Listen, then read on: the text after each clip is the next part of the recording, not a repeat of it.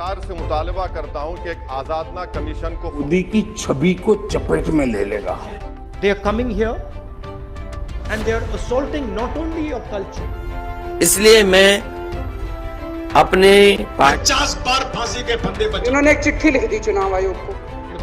కేంద్ర ప్రభుత్వ పర్ఫార్మెన్స్ కంటే ఎక్కువ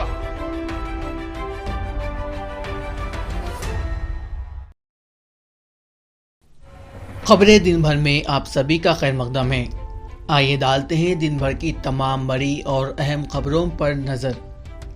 महाराष्ट्र नवनिर्माण सेना सरबराह राज ठाकरे ने एक रैली से खिताब करते हुए हफ्ते को रियासती हुकूमत को खबरदार किया कि अगर उसने मसाजिद से लाउड स्पीकर नहीं हटाए तो मसाजिद के बाहर हनुमान चालीसा बजाने वाले स्पीकर होंगे।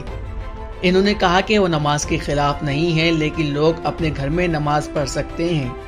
राज ठाकरे ने कहा कि हुकूमत को मसाजिद के लाउड स्पीकर हटाने के लिए कोई फैसला लेना चाहिए।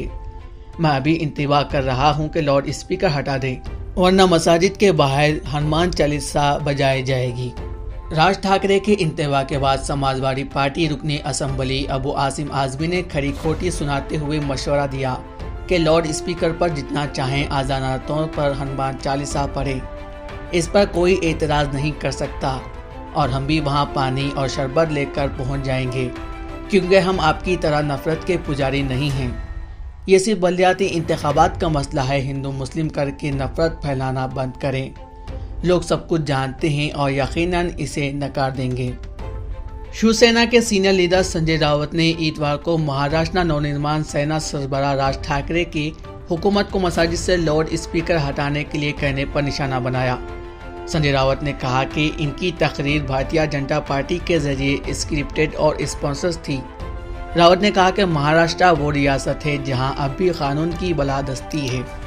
हमेशा अपने बयानों को लेकर तनाज़े में रहने वाला गाजियाबाद दासना देवी मंदिर का महंत यति नरसिंहानंद ने एक बार फिर से मुतनाज़ा बयान दिया है। इन्होंने कहा कि अगर कोई मुसलमान मुल्क का वज़ीर आज़म बना तो अगले 20 साल में 50% हिंदुओं का मजहब तब्दील हो जाएगा।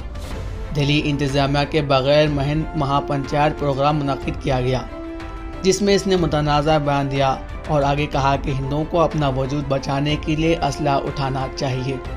पाकिस्तान की हुकूमत ने इतवार को एक नोटिफिकेशन जारी करते हुए ऐलान किया कि इमरान खान अब मुल्क के वज़ीर आज़म के ओहदे पर फाइज नहीं है।